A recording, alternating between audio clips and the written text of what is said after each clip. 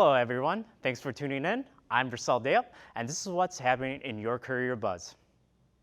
College of DuPage officials and full-time faculty reached a tentative agreement on a 4-year contract last Thursday, September 26. George Brew gives us the details.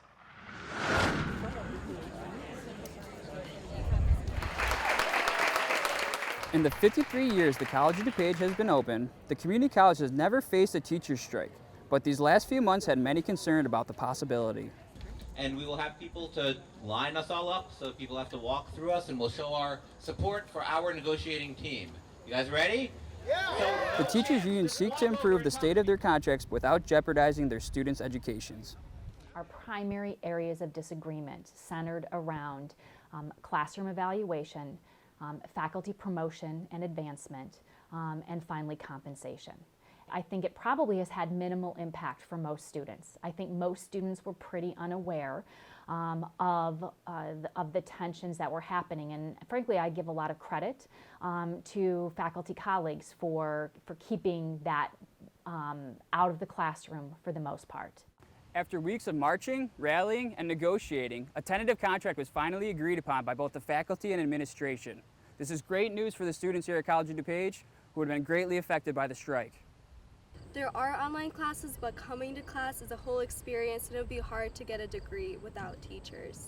I wasn't really concerned that it would affect us. I know that the school's gonna have teachers come regardless. I'm glad that they're not going into strike anymore, because that way I can get my EMT certification in time. So, that's good that they came to an agreement. So.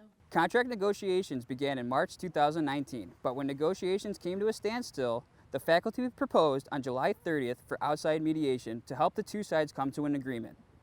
The board approved the mediation 2 weeks later, one day before the contract expired, on August 14th.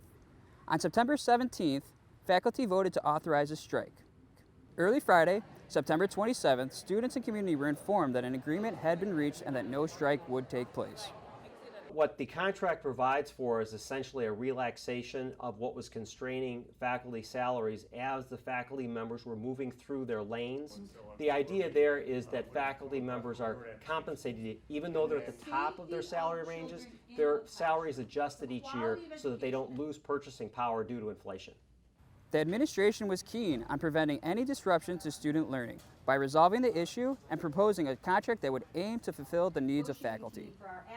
I really would like to thank everyone involved in the process. There was a lot of hard work that went into this on both sides, and in the end we came to a very good place that is good for everyone, and the students will be well served, the faculty, and the institution as a whole. So very happy, and thank everyone for their work. For Courier Buzz, I'm George Brew. Members of the College of DuPage Police Department took time out of their day to join students for a free coffee and conversation. Coffee with a Cop is a national program designed to bring together police officers and the community members they serve over coffee to discuss issues and learn more about each other. We've engaged with lots of students, anything ranging from their day-to-day activities to concerns that they have in the community that we serve. The College of DuPage is hosting its last food truck rally and Sunset 5K this Saturday. Grayson Zwybrook gives us a preview. Thanks, Versal. Here's 5 things you can expect at COD's very last Sunset 5K and food truck rally. Let's dig in. Not only is there food and racing, but a ton of fun activities for the entire family. Here are the top 5 reasons you should attend the final food truck rally and Sunset 5K. Who doesn't like a giveaway? I know I do, and the college is pulling out all the stops with this year's prizes. We will be giving away an LG 4K Smart TV and a Vitamix blender, which is a real fancy blender. But what does the college have in store for the kiddos? Touch a truck, and it's not just for kids. Kids like it, but adults kind of like it too. It's like really big, impressive vehicles just on display. This race isn't just for adults. The college is even hosting a youth 100-yard dash. A youth dash for kids ages 4 to 9, and both of those events are fundraisers. On your mark, get set, go. This day isn't complete without a Sunset 5K run.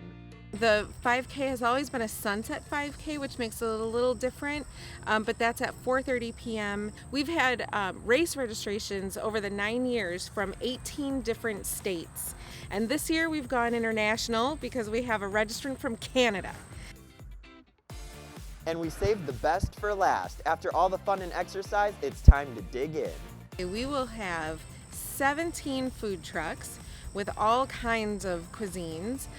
I always say if you put a 5K and food trucks together, you got something for everybody. Reporting for Courier Buzz, I'm Grayson Zweigman. The Cleve Carney Museum of Art expansion began last week in preparation for next summer's Frida Kahlo exhibit. During construction, pedestrian traffic will be rerouted and one row of parking adjacent to the construction will be fenced off. Construction is expected to be completed by June 2020, when the museum will reopen to the public. Time to cheer. Kevin Ashley gives us a preview of this year's COD fall sports teams. The 2019 fall sports season has kicked off and the Chaparrals are off to a positive start. The Chaparrals football team headed to Georgia this past weekend to face off against the Georgia Military College. The two teams played previously back in 2016. Right now we're 2-3. We had a hard first couple games, but it's in the middle of the season. But we gonna bounce back. We gonna go to the Red Orange Grange Bowl. Keep building. Keep building. Nice and The Chaparrals cross-country team is off to a running start this season. Season's been going pretty well. We had our first 3 meets of the season so far, and so 4 or 5 meets, and then we're done. The COD soccer team has kicked into gear for the 2019 season. We've played the top teams so far, first half of our season. Hopefully we can take advantage of this last season and hopefully win them all. COD tennis is in full swing. The men's team currently has a record of 3-3, while the women's team has struggled early. We're all pretty busy because we're all going to college and we all have jobs and stuff, so we make it to every practice and every game we can, but our hope is that we can make it to region. The COD women's volleyball team is serving up another season. So far it's been tough. We've been having a really hard schedule. I think it's just preparing us for the future. Last year, the college took a hit when they discovered 3 days before the start of the academic year that all athletic teams will be placed on probation by the NJCAA. This probation did not allow any athletic teams last year to participate in their postseason. However, COD Sports Information Director Mark Reinhiller believes in a more positive outlook. We're well underway here with our fall sports, our soccers, our volleyball, golf, cross country, women's tennis, and football, all very competitive. But certainly the fact that we're able to allow young people the opportunity to compete in a number of athletic events, sports, for young people that are here, that's the bottom line with what we do. This season, the athletes of the College of DuPage have embraced the sense of family and camaraderie among their teammates. You know, you meet new friends that become brothers to you also as well, so it's a good experience. We are really close with every sport. I love it here and I wouldn't want to go anywhere else besides here. The college probation status ended last year, and now all athletic teams are in good standing with the NJCAA. This is Courier TV. I'm Kevin Ashley.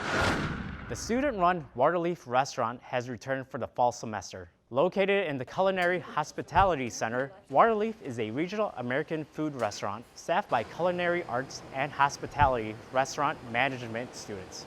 Students use fresh regional and seasonal ingredients in their American cuisine, and menus change throughout the term. It is very fine dining, and we like to treat our guests as well as possible and don't even think of it as a class and more as just a job. Waterleaf is open for lunch on Wednesday and Thursday at 11:15 a.m., dinner on Wednesday at 7 p.m., and Thursday at 6 p.m.